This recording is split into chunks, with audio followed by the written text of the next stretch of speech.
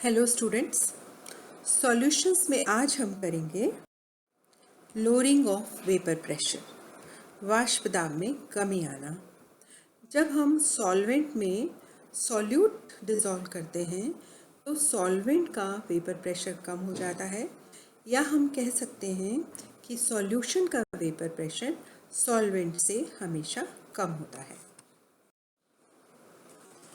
ये देखिए, यहाँ है सॉल्वेंट मॉलिक्यूल्स और इधर है सॉल्यूशन। तो सॉल्वेंट मॉलिक्यूल्स अगर एक ओपन वेसल में होते हैं तो वेपराइज होते रहते हैं, लेकिन यहाँ हम इसको लेते हैं क्लोज्ड वेसल में। देखिए, दोनों वेसल क्लोज्ड हैं। ठीक है, अब क्या होता है, ये सॉल्वेंट मॉलिक्यूल्स आपस में कोलॉइड करते हैं और इनका वेपराइजेशन चलता रहता है, ये वेपराइज होते हैं। और जो वेपर स्टेट में मॉलिक्यूल्स हैं वो भी कोलॉइड करते हैं और वो धीरे धीरे कंडेंसेशन होता है और नीचे वापस वो लिक्विड फेज में आ जाते हैं। तो हम मान लेते हैं ये लिक्विड फेज है और ये देखिए, ये लिक्विड फेज है और ये इसका गैसियस फेज है या वेपर फेज है। तो इस एक समय ऐसा आता है जब दोनों में इक्विलिब्रियम आ जाता है, rate of condensation and rate of vaporization, they become equal। तो उस स्टेज में जो यहाँ वेपर्स हैं, ये ऊपर जो इसकी सरफेस पे वेपर्स हैं, वो प्रेशर जो एक्सर्ट करते हैं इसकी सरफेस पे, लिक्विड की सरफेस पे, that is called vapour pressure. और वेपर प्रेशर प्योर सॉल्वेंट के लिए हम साइन लेते हैं स्मॉल p। अब सॉल्यूशन में आने पर जब नॉन वॉलेटाइल सॉल्यूट को सॉल्वेंट में डिज़ोल्व किया जाता है तो वेपर प्रेशर कम कैसे हो जाता है वो देखते हैं हम। ये देखिए, ये हैं नॉन वॉलेटाइल सॉल्यूट के पार्टिकल्स, रेड कलर से दिखाया गया है इसको। अब यहाँ भी इंटरेक्शन होती है सॉल्यूट और सॉल्वेंट में। तो ये जो सॉल्यूट के पार्टिकल हैं वो सॉल्वेंट को वेपराइज होने में इनको रोकते हैं। तो lesser number of solvent particles they go into the vapor phase। तो यहाँ जो नंबर ऑफ मॉलिक्यूल्स हैं वो कम हैं, तो जो प्रेशर एक्सर्ट करते हैं ये इक्विलिब्रियम पर वो कम होता है। इसीलिए हम कहते हैं कि सॉल्वेंट में, प्योर सॉल्वेंट का वेपर प्रेशर ज़्यादा होता है और जब इसमें नॉन वॉलेटाइल सॉल्यूट डिज़ोल्व किया जाता है तो सॉल्यूशन का जो वेपर प्रेशर है वो कम होता है। Vapor pressure of solution with a non-volatile solute is always lesser than that of the solvent। इसको डिनोट करते हैं PS से, सॉल्यूशन का vapour pressure PS is less than P। तो आपको क्लियर हो गया कि what is lowering of vapor pressure? When a solute is dissolved in a solvent, the vapor pressure of solution is always less। यहाँ देखते हैं, vapour pressure is the pressure exerted by the vapours when dynamic equilibrium between vapour and liquid exist. और एक equilibrium मैंने बताया, equilibrium stage आ जाती है जहाँ rate of vaporisation and rate of condensation becomes equal. तो उस समय जो प्रेशर एक्सर्ट करते हैं vapour molecules on the surface of the solution, that is called vapor pressure on the surface of liquid, not solution। Water is an open dish will slowly vaporize, eventually the dish will be dry। तो हम इसीलिए हम खुला हुआ बर्तन नहीं लेते इसके अंदर, क्योंकि जैसे ही हम पानी को या किसी भी सॉल्वेंट को रखेंगे तो वो वेपराइज होगा ही। तो अगर ओपन में है तो it will dry. If the dish is sealed, इसलिए हमने डिश को सील किया हुआ है, बंद किया हुआ ऊपर को, water will still vaporize, however vapor will condense at an equal rate, dynamic equilibrium, I told you already। The pressure in the sealed dish is the vapor pressure। Vapor pressure changes with temperature, it increases। Different substances have different vapor pressure। अलग अलग substances का अलग अलग वाष्प दाब होता है। अब definition क्या है vapor pressure या वाष्प दाब की? The vapor pressure of a substance is defined as the pressure exerted by the gaseous state of that substance when it is in equilibrium with the solid or liquid phase. वाष्प दाब क्या है? वो दाब जो गैसेस, जब वो gas की अवस्था में है और इक्विलिब्रियम में है, साम्य में है लिक्विड फेज से, उस समय जो डाला जाता है एक द्रव्य की सतह पर, उसको कहते हैं वाष्प दाब।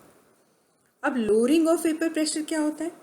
The difference between vapour pressure of pure solvent, हमेशा ज़्यादा होता है प्योर सॉल्वेंट का vapour pressure, and the vapour pressure of solvent from solution is called lowering of vapour pressure. Simply हम कह सकते हैं सॉल्वेंट का वाष्प दाब वेपर प्रेशर माइनस सॉल्यूशन का वाष्प दाब, इन दोनों का जो डिफरेंस है इसको कहते हैं लोअरिंग ऑफ वेपर प्रेशर। अब रॉल्ट ने 1886 में एक एम्पिरिकल रिलेशन दिया कि relative lowering of vapour pressure, आपेक्षिक वाष्प दाब में कमी, वो सॉल्यूट की कंसंट्रेशन के बराबर होती है। मतलब ये तो है P माइनस पी एस, वो तो है वाष्प दाब में कमी, और रिलेटिव P के आपेक्षिक हो गई, P के रिलेशन में हो गई, तो ये क्या हो गई? Relative lowering of vapour pressure. P क्या है? P is the vapour pressure of solvent, ठीक। PS का है वेपर प्रेशर ऑफ सॉल्यूशन। इन दोनों का डिफरेंस क्या है? Lowering of vapour pressure. और अगर हम नीचे P लगा देते हैं तो ये क्या हो जाएगा? Relative lowering of vapour pressure. तो रॉल्स ने कहा वो किसके बराबर होती है? कंसंट्रेशन और उसके बीच में एक रिलेशन दिया, और रिलेशन क्या दिया? Relative lowering of vapour pressure mole fraction के बराबर होती है, सॉल्यूट के मोल फ्रैक्शन के बराबर। The relative lowering of vapour pressure of a dilute solution is equal to the mole fraction of the solute present in dilute solution. ये आपको Rawls law करना है, एक पहले आप कर चुके हो, यहाँ ये specially lowering of vapour pressure के लिए रॉल्स लॉ है, पहले भी आप कर चुके हो, वो है ideal and non ideal solutions के लिए आपने किया था, लेकिन अब स्पेशली है it's for lowering of vapour pressure. So it states that relative lowering of vapour pressure is equal to the mole fraction of solute. अब मोल फ्रैक्शन क्या होता है सॉल्यूट का? Number of moles of solute divided by number of moles of solute plus solvent, और number of moles of solution. तो ये formula आ गया आपको के पास, P minus P S upon P is equal to N upon N plus capital N, and number of moles of solute capital N, number of moles of solvent. Now we derive the Raoult's law. अब हमें पता है the vapour pressure of a solution is directly proportional to the mole fraction of solvent. तो vapour pressure solution को हम denote करते हैं PS से, और मोल फ्रैक्शन सॉल्वेंट का किसके बराबर होगा? Capital N, number of moles of solvent divided by number of moles of solution. Number of moles of solvent and number of moles of solute small n। तो अब हम जब ये हटाएंगे प्रोपोर्शनैलिटी कांस्टेंट आ जाएगा small k, that is proportionality factor.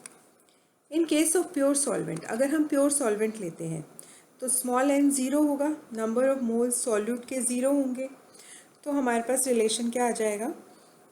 n upon zero plus n, n cut जाएगा, 1 आ गया।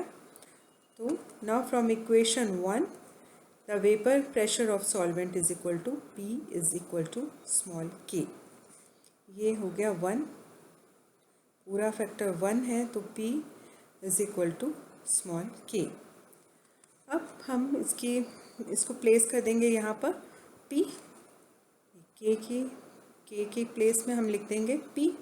तो PS इज इक्वल टू, ये देखो PS is equal to Pn upon n plus n। P को हम यहाँ ले आते हैं डिनोमिनेटर में, और ये इक्वेशन आ गई। 1 माइनस कर देते हैं यहाँ पे भी और इधर भी 1 माइनस, तो हमारे पास आ जाता है P minus P S upon P relative lowering of vapour pressure is equal to mole fraction of solute, जो कि रॉल्स लॉ है। तो हमने इससे डिराइव किया रॉल्ट लॉ को।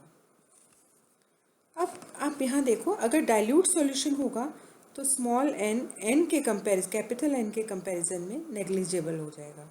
नंबर ऑफ मोल्स सॉल्यूट के डाइल्यूट सॉल्यूशन में number of moles of solvent के कंपैरिजन में बहुत कम हो जाएंगे। तो हमारे पास फॉर्मूला जो होगा वो होगा P minus P S upon P is equal to N upon capital N। ये देखिए, in dilute solution N upon N।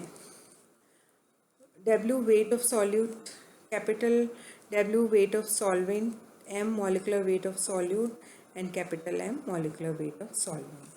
ये है relative loading of vapor pressure और ये है small n upon capital N था, तो स्मॉल n की जगह हमने लिख दिया W by M और कैपिटल N की जगह है M by W।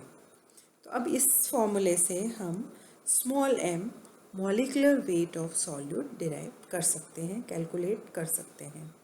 तो हर कॉलिगेटिव प्रॉपर्टी के लास्ट में हमें क्या करना है, उसका ऐसा फॉर्मूला हो जिससे हम मॉलिक्यूलर वेट ऑफ सॉल्यूट निकाल सकें।